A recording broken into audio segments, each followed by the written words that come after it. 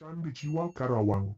Karawang sebagai salah satu kota di pesisir utara Jawa Barat selama bertahun-tahun telah dikenal sebagai lumbung beras nasional, namun sebenarnya prestasi kota ini tidak sekadar sebagai penghasil beras semata. Pada zaman Perang Kemerdekaan, kota ini mengukir sejarah ketika sekelompok pemuda mendesak Soekarno untuk segera memproklamasikan kemerdekaan Republik Indonesia dengan membawa Soekarno ke Rengas Dengklok.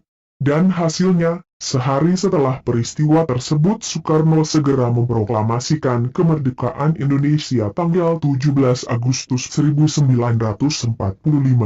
Kini rumah ketika Soekarno pernah diungsikan tersebut masih dapat ditemukan tidak jauh dari Pasar Rengas Dengklok.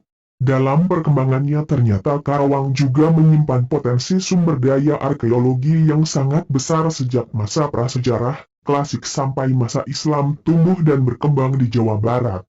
Dua situs dari masa klasik yakni Batu Jaya dan Cibuaya, sampai saat ini setidaknya memiliki 30 buah lokasi yang diduga merupakan bangunan candi dari masa kerajaan Tarumanagara sampai Sunda. Satu jumlah yang belum tertandingi oleh daerah lain di Jawa Barat dan tentu tidak berlebihan jika Karawang mendapat julukan sebagai lumbung candi di Jawa Barat.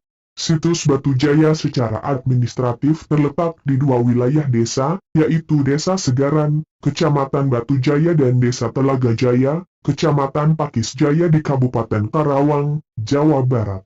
Luas situs Batu Jaya ini diperkirakan sekitar 5 km. Situs ini terletak di tengah-tengah daerah pesawahan dan sebagian di dekat pemukiman penduduk dan tidak berada jauh dari garis pantai utara Jawa Barat, pantai ujung Karawang.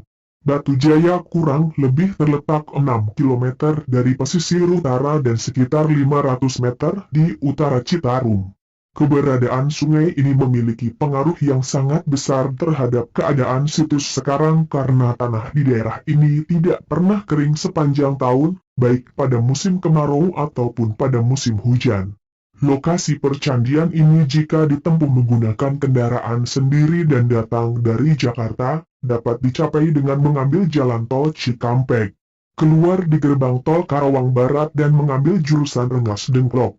Selanjutnya mengambil jalan ke arah Batu Jaya di suatu persimpangan. Walaupun jika ditarik garis lurus hanya berjarak sekitar 50 km dari Jakarta, waktu tempuh dapat mencapai 3 jam karena kondisi jalan yang ada.